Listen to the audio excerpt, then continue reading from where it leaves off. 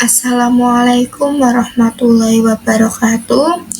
Saya Kak Yulia Faria Khatunisa dari FKIP PGSD Undaris akan menjelaskan tentang kepramukaan, yaitu tentang sejarah perkembangan pramuka di Indonesia. Teman-teman atau adik-adik, apakah tahu apa itu sejarah perkembangan pramuka di Indonesia? Perkembangan pramuka di Indonesia dimulai dari organisasi kepanduan masa penjajahan Belanda, lalu dilarang pada masa Jepang, dan kemudian dilebur menjadi gerakan pramuka secara resmi pada 14 Agustus 1961 melalui Konferensi RI nomor 238 tahun 1961. Peran penting tokoh seperti Sri Sultan Hamengkubuwono IX dalam pernyataan ini menjadikan beliau dijuluki Bapak Pramuka Indonesia. Dalam sejarah perkembangan pramuka di Indonesia pada masa penjajahan, cikal bakal gerakan kepanduan modern di Indonesia adalah organisasi Nether Ladies Inders Pacific Organisasi atau disingkat dengan NIPO, yang didirikan pada 1912 oleh Belanda. Organisasi ini diganti menjadi Nederlands Indische Pacific Vereniging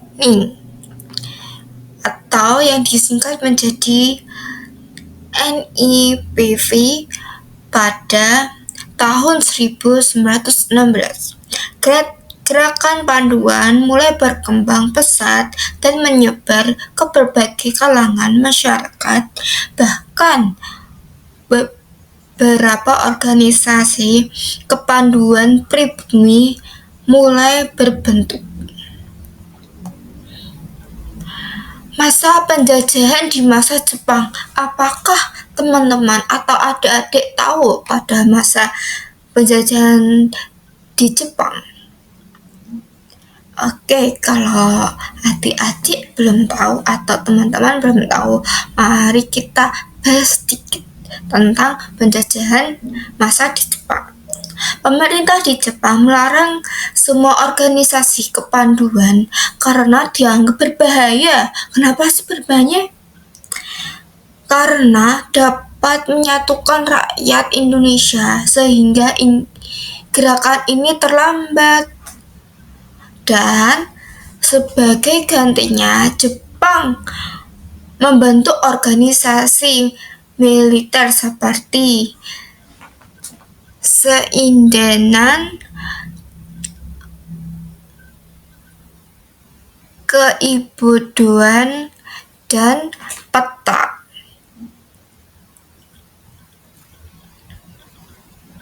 Nah, jika teman-teman ingin mengulas lebih lengkap, mungkin teman-teman bisa membuka artikel di detik.com atau Detik News.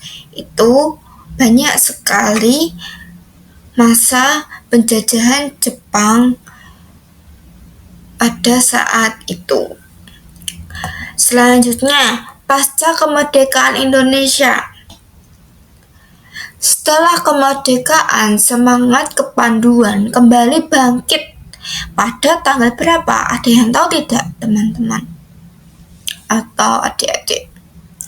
Nah, pada kembalinya bangkit tersebut pada tanggal 28 Desember 1945 didirikan oleh Pandu Rakyat Indonesia di Solo.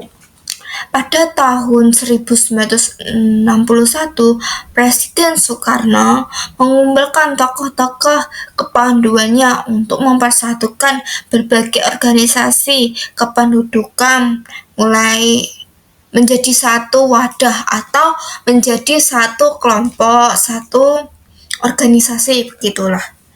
Nah, lalu melalui keputusan Presiden RI nomor 238 tahun 1961, semua organisasi kepanduan dilebur menjadi satu, resmi diakui sebagai gerakan pramuka. Pada tanggal 14 Agustus 1961, Presiden Soekarno meresmikan gerakan pramuka dan menyampaikan panji gerakan pramuka kepada Bapak Sri Sultan Hamengkubuwono IX yang kemudian dikenal sebagai Bapak Pramuka Indonesia di tanggal itu kini menjadi peringatan Hari Pramuka atau pada tanggal 14 Agustus itu menjadi hari peringatan Hari Pramuka. Nah, teman-teman dan adik-adik, sekarang kita tepuk pramuka dulu. Tepuk pramuka. 2 kali tepuk pramuka.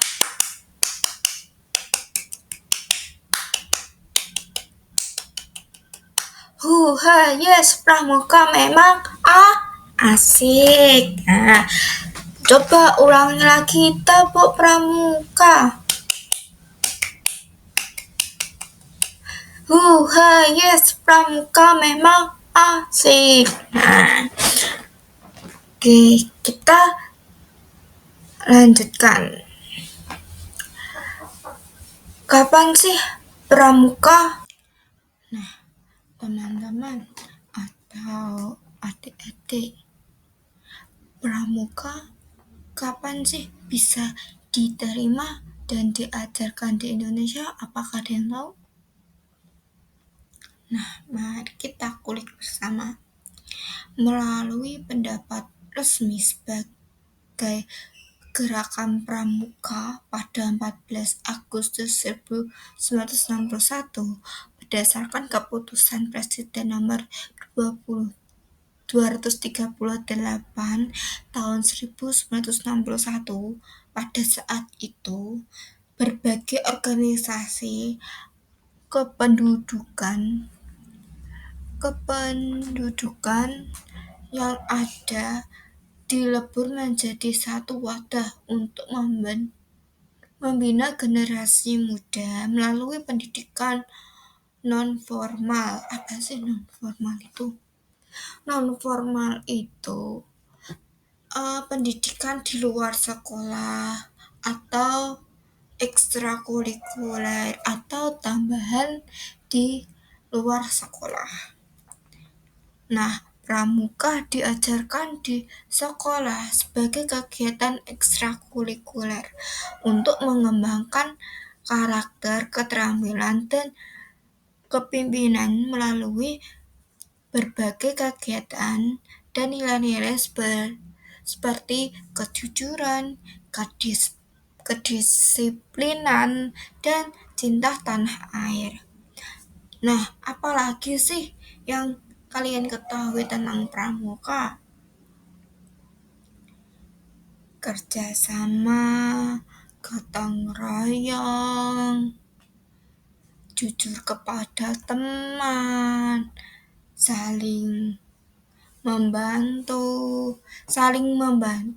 Jangan diartikan pada saat ujian itu kalian membantu temanmu mengerjakan soal itu tidak boleh.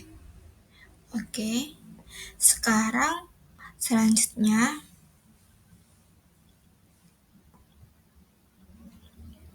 sejarah penerimaan pramuka di Indonesia. Pembentukan gerakan sebelum 1961 terdapat banyak organisasi kepanduan di Indonesia. Presiden Soekarno mengembangkan semua organisasi menjadi satu golongan nasional yang disebut Gerakan Pramuka. Penempatan resmi ini diresmikan melalui keputusan Presiden pada nomor 238 pada tahun 1961. Nah, Hari Pramuka ditepati pada tanggal berapa tadi? Oke, 14 Agustus 1961, kemudian ditetapkan sebagai Hari Pramuka, yaitu saat gerakan pramuka dikenal secara resmi kepada masyarakat luas. Tujuan dan metode pengajaran tersebut yaitu gerakan pramuka bertujuan untuk membentuk karakter anak muda yang tangguh, berani, bertanggung jawab, dan cinta tanah air. Pendidikan kemampuan ini didasarkan atau dilandaskan di luar sekolah melalui pendidikan nonformal dan menjadi salah satu kegiatan ekstrakurikuler di sekolah. Nilai dan keterampilan dalam kegiatan pramuka, para anggota diajarkan nilai-nilai seperti kejujuran, kerjasama, disiplin, dan bertanggung jawab, serta keterampilan seperti kepemimpinan dan kecakapan lainnya yang bermanfaat bagi kehidupan. Nah, di saat kayak di SD itu ada lomba pesta siaga. Nah, pesta siaga itu mengandung atau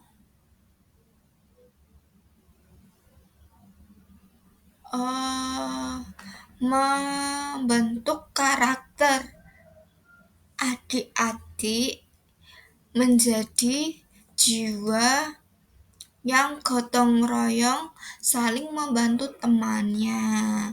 Nah, saya akan menjelaskan, kakak akan menjelaskan salah satu gotong royong pada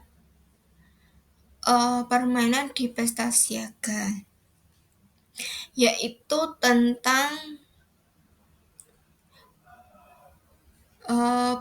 apa ya?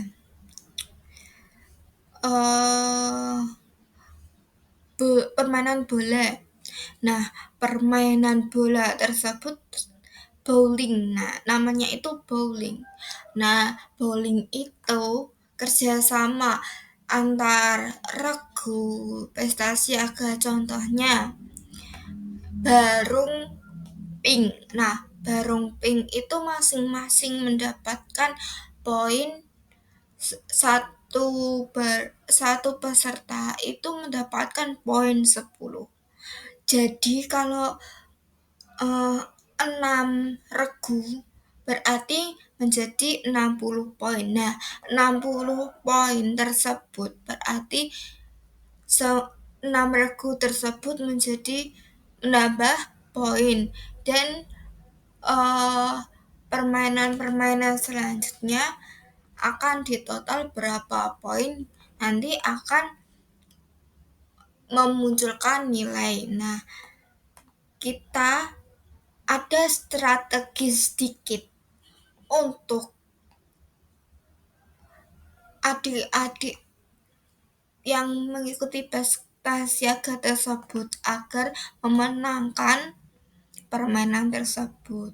Nah, trik atau ide tersebut itu dapat disampaikan pada saat bersama-sama atau pada saat latihan. Nah, ini contoh anak yang kemampuannya sedikit itu mending didahulukan. Dan sedangkan yang lebih bisa itu keunggulan atau yang terakhir saja. Atau yang dibahasakan pamungkasnya agar nilai yang tertinggi itu paling belakang. Oke, selanjutnya. Setuju atau tidak sih pramuka itu diwajibkan? Kalau menurut saya pribadi, saya tidak setuju. Karena zaman sekarang anak itu kekuatan daya tubuhnya itu tepat capek dan tidak kuat untuk berdiri lama dan diajak tegas itu tidak bisa. Atau ya contohnya saya juga kalau dibina sedikit itu tidak bisa. Karena perasaan orang-orang itu berbeda. Dan pramuka itu mungkin banyak kegiatannya juga, contohnya kemah, dan barang-barangnya juga banyak. Mungkin yang menjadi repot itu barang-barangnya yang banyak, yang nggak mau repot itu ada. Nah, dan yang pembahasan saya itu tentang lomba. Lomba itu kalau di sekolah itu diwajibkan. Kenapa sih diwajibkan? Nah, itu saya kurang tahu dan saya kurang memahami tersebut. Karena bukan ranahnya saya untuk menerangkan wajib, tidak wajib atau wajibnya lomba tersebut. Tapi setuju atau tidak setuju, saya memilih tidak setuju karena banyak, ya bukan banyak sih, mungkin ada beberapa instansi yang dananya itu kurang, pendanaan itu kurang, dan untuk membayar guru luar pun butuh biaya juga. Dan untuk kegiatan-kegiatannya itu lumayan merepotkan juga. Yang pesta siaga aja harus urunan berapa ribu, 5.000 atau 10.000 per siswa. Padahal itu satu sekolahan. Contohnya ada 100 sekolahan. 100 bukan satu sekolahan tapi 100 siswa. Nah, itu wajib membayar 10.000 untuk kegiatan pramuka, 10 atau 5.000 gitu untuk kegiatan pramuka. Nah, sedangkan yang ikut itu hanya beberapa saja. Nah, itu pendanaannya itu gimana? Kita sudah mengeluarkan kas tersebut, tetapi kegiatan tersebut konsumsi kita juga yang bayar sendiri mungkin ya. Nah, di luar itu saya juga awam-awam di situ. Jadi kalau kurang lebihnya, jika ada salahnya mohon maaf.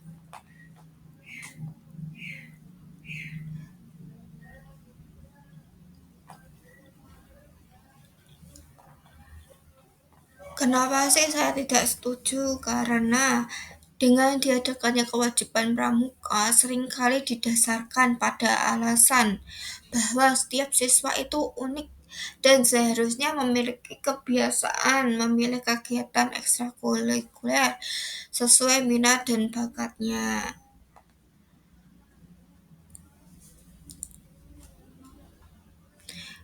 Mewajibkan pramuka dikhawatirkan dapat mengubah menjadi sekadar rutinitas yang diikuti dan semangat para penantang kewajiban juga berpendapat bahwa pilihan kegiatan ekstrakurikuler dapat menjadi salah satu cara wajib mengembangkan karakter, dan jika ada pilihan lain, siswa akan lebih termotivasi. Setiap siswa memiliki minat dan bakat yang berbeda, dan mewajibkan suatu kegiatan tersebut bisa mematikan semangat belajar mereka karena harus melakukan tanpa cinta pada kegiatan. Memberi kebebasan memilih memungkinkan siswa untuk fokus pada kegiatan yang paling sesuai dengan mereka, bukan hanya memenuhi kewajiban. Jika dipadaskan, pramuka bisa menjadi rutinitas yang membosankan daripada menjadi kegiatan yang menyenangkan dan membangun karakter. Menjadi pramuka sebagai salah satu banyak pilihan ekstrakurikuler yang dipilih oleh siswa untuk memotivasi sistem pramuka agar lebih relevan dan menyenangkan, misalnya dengan mengimplementasikan isu-isu kekinian seperti perubahan iklim dan digitalisasi ke kurikulumnya. Dengan banyak pilihan ekstrakurikuler, siswa menentukan dan mengembangkan minat serta bakatnya dengan lebih bebas dan termotivasi.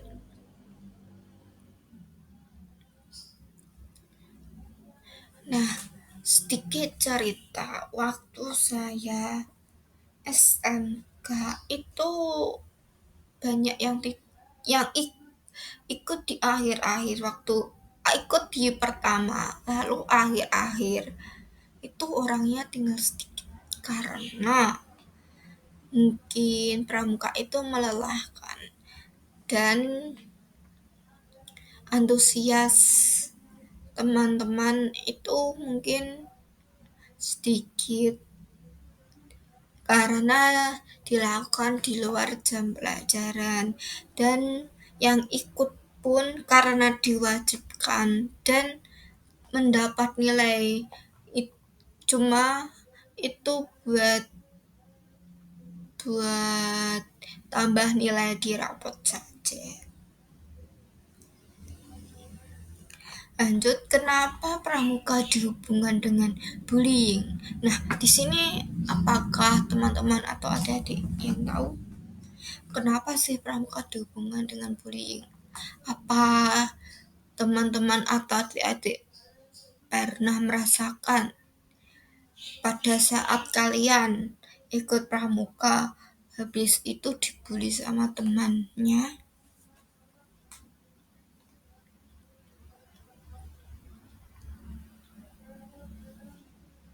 Mungkin saya akan sharing sedikit atau menjelaskan sedikit.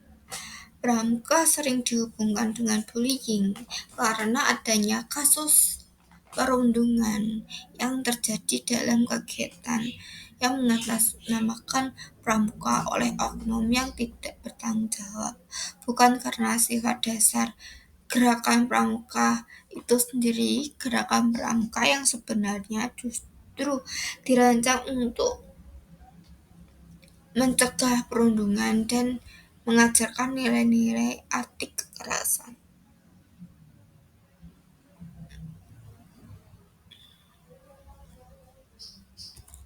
Nah, biasanya itu senioritas antara senior dan junior. Contohnya ambalan sama kok ambalan ya, Bantara atau Dewan Penggalang gitu. Nah, dia kan ikut pramuka. Nah, di situ kan teman-teman ya adik tingkatnya gitu nggak boleh melawan sama kakak kelasnya karena dia itu unggul, karena dia itu ikut DP atau Dewan Penggalang atau Bantara tersebut. Nah, dia itu punya pangkat, sedangkan adik kelasnya tidak punya pangkat. Nah, yang punya pangkat itu nggak pasti juga sih. Ada yang membuli adik kelasnya itu. Nah, mungkin seperti itu. Karena pangkat, dia membuli yang rendah.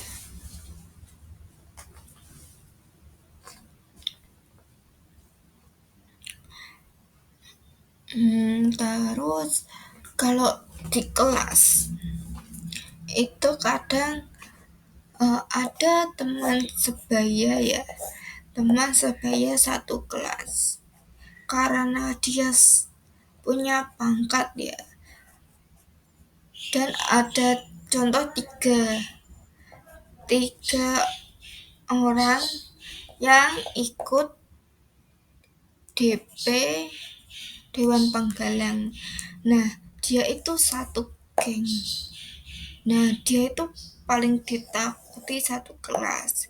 Nah, dia itu membuli, ada salah satu temannya itu dibully karena bertiga ini punya pangkat dan kedudukan yang tinggi di pramuka. Nah, dia itu mengancam temannya kalau tidak ikut pramuka. Ya, seperti itulah. Atau juga pada saat pramuka itu tegas-tegasan, tahu tegas-tegasan ya? Kayak galak-galakan gitu. Nah, kayak gitu. Nah, itu mengakibatkan pembulian, perundungan, dan masih dihubungkan dengan tidak wajibnya pramuka itu. Menjadi tidak semangat ikut pramuka karena sering dimarah-marahi. Kamu tidak bisa bla bla bla bla bla gitu. Harusnya itu gini, tapi kamu kok malah gini. Itu gimana?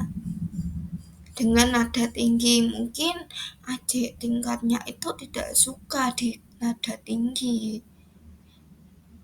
Jadi mungkin untuk saya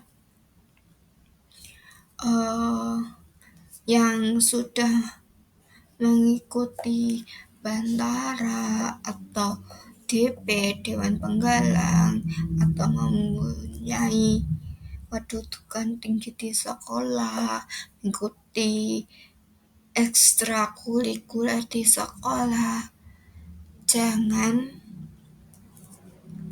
menjadi pangkat atau menjadi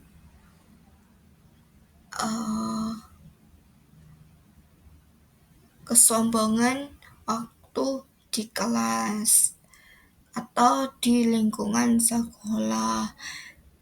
Itu biar menjadi organisasi ya organisasi kalian, jangan menjadi kesombongan atau menjadi kedudukan tertinggi kalian gitu.